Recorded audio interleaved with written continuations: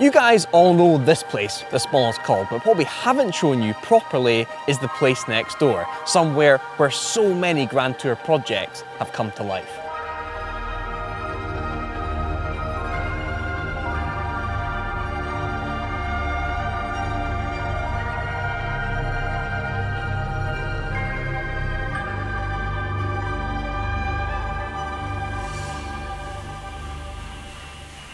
So Hadrian, you're the boss man here. What is HMS Engineering and what do you guys do?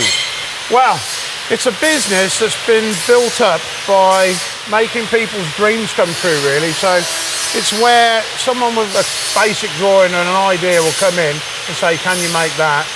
Which has led us into what we've got now, where we need everything from massive machinery. Some of the projects here are massive. Yeah. We repair or build things like that. Steam engines, the list is pretty endless. It's like Pandora's box of toys, really, because it has got some really good toys in it. I mean, the main thing is the scale. How do you get into engineering of this size? How did you start out, basically? Well, unbelievably, I started out as a farrier, shoeing horses. I'm sort of quite glad I didn't stick at that, but I'm glad I stuck with the engineering side of it, because that's what I really like. That was the buzz, what can you make and what can you get from it? It's kind of good when someone comes to you and say, oh, I've got this idea, how does it work? And then you've got to sit down and think, well, like, how does that work? And then you've actually got to break it all down through the layers and then come up with how it does work, how it can work, what you will and won't get out of it. And that means you guys are perfect for the Grand Tour and I imagine Top Gear back in the day as well. Yeah, well, we do quite a lot of TV work, which we mingle in, and we like doing that because if I can have some fun doing my engineering and have a laugh and then get to build great big crazy things, then it's great, I've often said, the lads here, it's one of the best places in the world to work, it's one of the worst to own. We wouldn't be able to film in amazing locations like this without the sponsors that support the channel, and today's video is sponsored by NordVPN. A VPN is a virtual private network which renders your data unreadable to others to protect you online.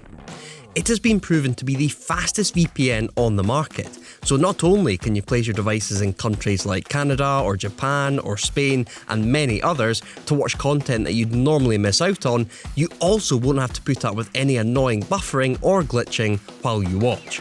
NordVPN is also more than just a VPN.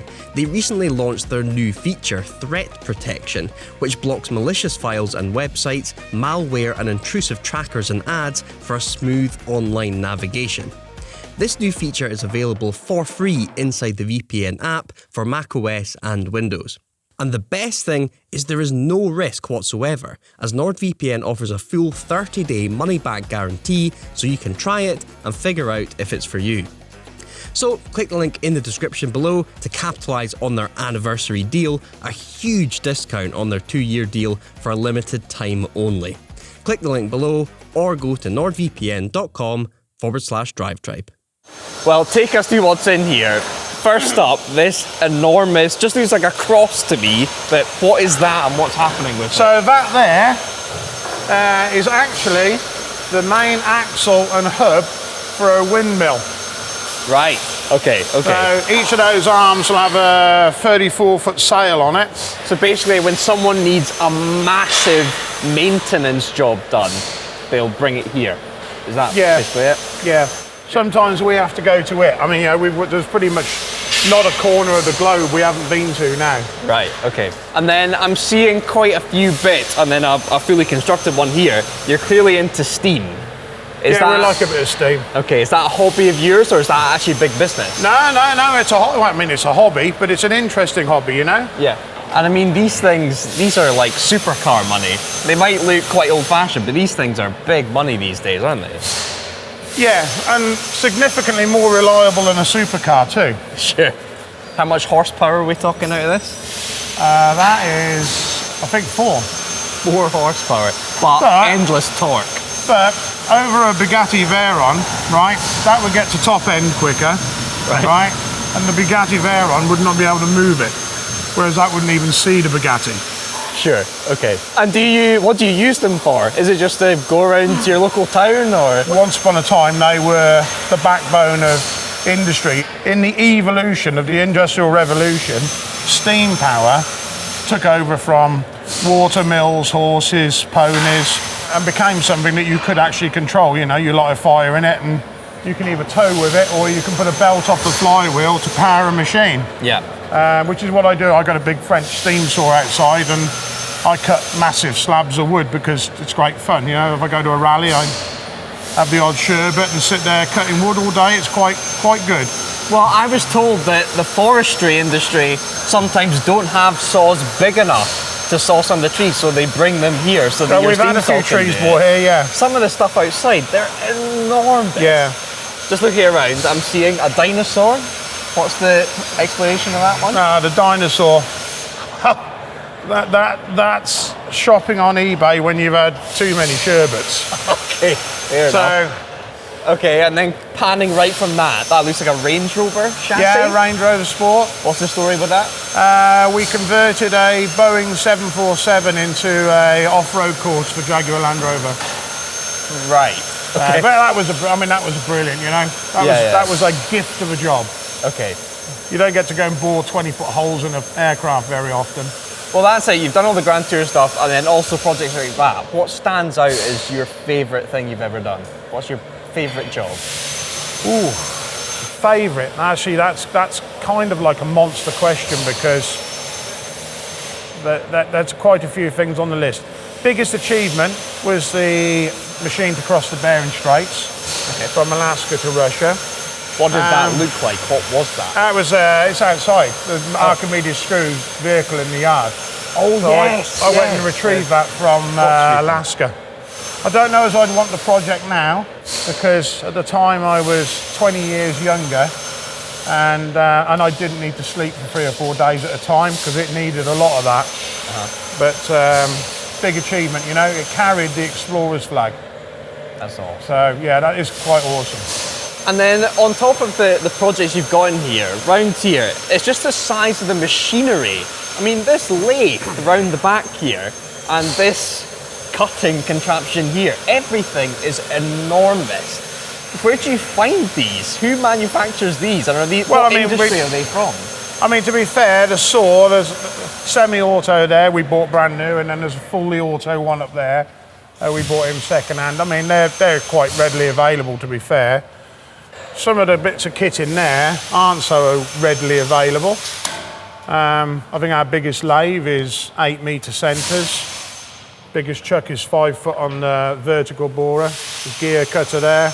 And even the size of these beams, what's happening with these? What's the current These are going into a film. Right, okay. This is a very important part of a very high building that's been made, and the problems occurred. So we've designed this steelwork to overcome the problem for another company. So now we're blessed with making it as well.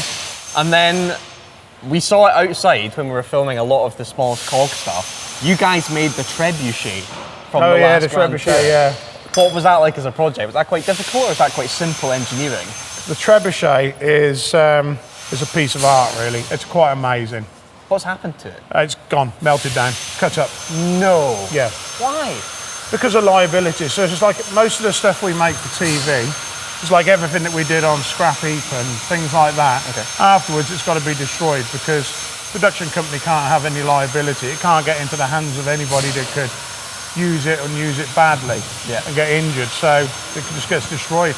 In fact, there's the only toy I've ever kept is the big Vortex Cannon. Right, okay, yeah, we'll definitely chat about that later. Yeah, I've made a couple of those. That's quite an epic piece of kit. Isn't that quite depressing then, that you put all this work in and then it just gets burned and chopped up after it? I used to think it was a crying shame. But when you've done so much of it, you just realise it's what has to happen. So sorry, back to the trebuchet, how was that as a project? So the trebuchet as a project was amazing, to be fair, because it was, the ask from Grand Tour was significantly past the world record, right? So it was a whole pile of working out. And I'm fortunate that I got some very good friends who know a lot about trebuchets, so I've stolen their information, borrowed it, whatever, worked with them, and we came up with a design which, when it was modelled, was pretty amazing. I mean, it's up there as one of the biggest in the world. So that's it. It's not just the work that's going on in here. You built this. Yeah, we designed and built that, and the building next door. Yeah. Insane. I'd be bonkers to let someone else do my own steel work. True. Which is good. There's some great companies very local to us who, you know, they do this sort of work all day long and they're ace at it. But, you know, I designed it and I built it. And I've just looked up. I've not seen, I don't know what you call these, cranes like this, apart from at dockyards. They're inside your workshop. Actually, we got two. We started off with a 5-tonner, and then we had the 10-tonner put in. We had a massive job in for JCB, so we did a bit of R&D for JCB and then ended up making the machine. And I mean, we were well down on craneage, and to be fair, it could actually do with a 15-ton crane. So, but then if I had a 15-ton, I'd want 20-ton, blah, blah, blah, blah. Never stops, does it? And without getting too much into the numbers or anything, how on earth do you charge someone for a completely out of this world bespoke project? How do you cost that up? Well, bearing in mind we have done sort of 30 odd years of making odd things, so you sort of know what it costs to do an odd thing, yeah? Everybody with experience will have a gut feeling, oh, it's, you know, I know, it's $1,000, it's 30 grand, whatever.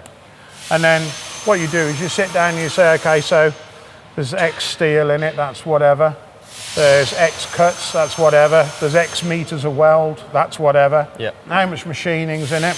Well, that's expensive. So Choo-Choo's department costs a fortune.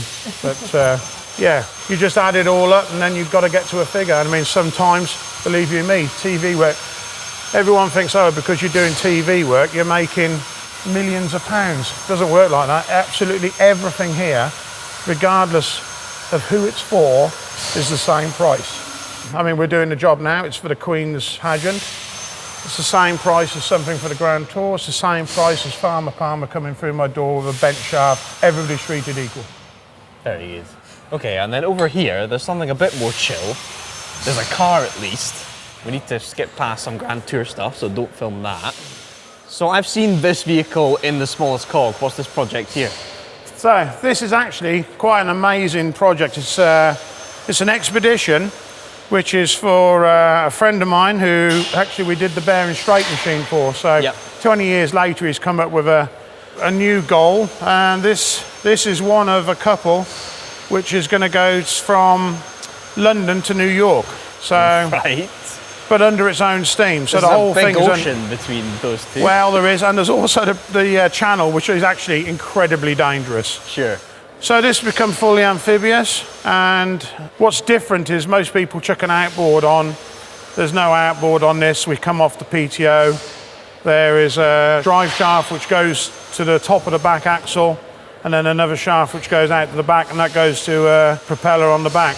Very cool.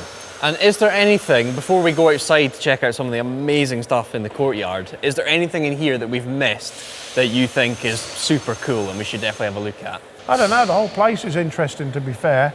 I mean, the joy of it is each week, or sometimes it's months, it's always different. It's not monotonous work, it's all grey matter jobs. So every job the guys do, they'll never do again. Pretty much never do it again. And we clearly can't talk about what the Grand Tour project is right now, but how is the project going? Well, the Grand Tour project now is actually going very well. It's taking a bit longer than I want, but on the whole, they all look amazing. Good. Be a good part of the show. Good. Well, you've got that to look forward to. Can we go outside and check out the inventions that are out there? Cool. Okay, so I've seen this a few times filming here at the Smallest Cog. This is your steam saw. Explain how this works. So, I take my engine off the front, and it goes, obviously the red tractor unit's gone. The steam engine is over there, and it's belted up to that pulley on the far side. Okay. When I run the steam engine, through all these belts, it operates this crank and this gearbox. So that flywheel is spinning. Yeah. And this red connecting rod you see here powers this massive blade, backward and forward. So basically, anything that can fit through there, regardless of length, will get cut up. So is there a tree trunk that's been brought to you that you haven't been able to cut? Or does this basically cover every tree? No, it doesn't cover every tree. I've had one come here where I've had to trim it Right. to get it in, but 58 inches I think it'll go to, so Wow. it's enough. And then over here, you've got a vehicle you've been chatting about earlier. Now this looks like a complicated piece of kit. What is going on here? It is a complicated bit of kit. So this is the machine which we modified and developed to go across the Bering Sea. So from Alaska to Russia, it's like one of the last great drives. And the object is it had to go under its own power and also drive. So rather than float across, they drove across the ice. Sure. Which was, a massive challenge and scary as hell because the ice is moving at 4 knots.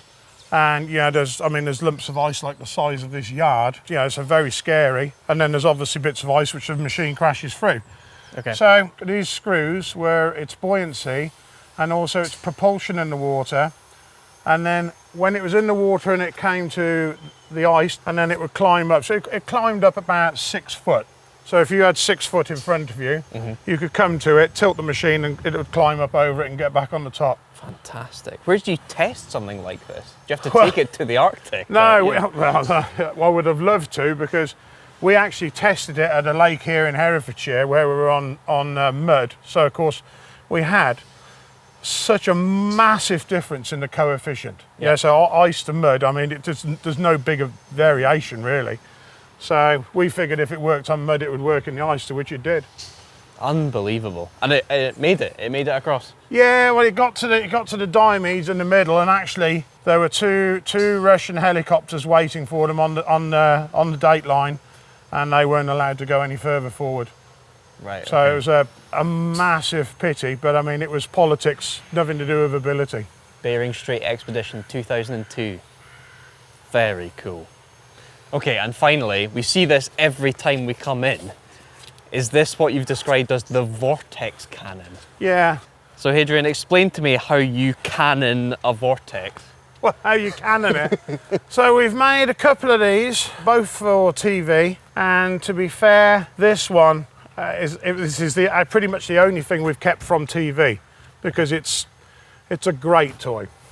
Is it legal? It's an amazing. It's classed as a theatrical cannon, and it's effing loud. Yeah, it's amazingly loud. It's amazingly loud. To be fair, so we pump. I'm not going to tell you how much acetylene in there, and then we ignite it. Right. There's a profile in there which is very sensitive. No one gets to see that. It condenses, controls the explosion, and it comes out as a perfect pulse of air, a contra-rotating vortex. So you'll see that cloud travelling. I think it's about 185 miles an hour, and the whistle from it, is audible for miles. So you'll have a visual vortex come out there. Yes, you can see it. Yep, see That's it. Fascinating. Yeah. So who invented this? You guys? Or did you have a spec? Unbelievable, but true. They were developed to stopping hailstorms. And I think the French had a lot to do with inventing them, and also in the West, in the US. So they would put banks of these vertical, and where the cloud base was actually deep. The reason why you get massive hailstones is because you've got a deeper cloud base, ice starts nucleating, and it falls through more cloud. The deeper the cloud, the bigger the hail. Right. And if you've got a massively deep cloud base, that's why you get golf ball size hail, which flattens absolutely everything. So they would put banks of these in a row and fire them into the cloud, and they would actually punch holes in the cloud, and all that was to do was to stop the ice nucleation. That is fascinating. So they're anti-hail devices. Yeah, if you've got a crop, one hailstorm, wipe the crop out. Sure. So. Wow. Okay, well that's a great place to end. Hadrian, thank you so much for walking us around. It's been fascinating. No worries, come back another day when there's different projects. Absolutely. It'll be about in a month's time. Cool, we'll be there. So many contraptions that we've enjoyed watching on the Grand Tour have been made in there. And I'm sorry that we couldn't show you guys absolutely everything because it's top secret, but if the opportunity ever does come up for us to film a proper Grand Tour project happening in the air, we definitely will. If you like this video, give it a thumbs up. I've been Mike, and don't forget to subscribe to Drive Tribe.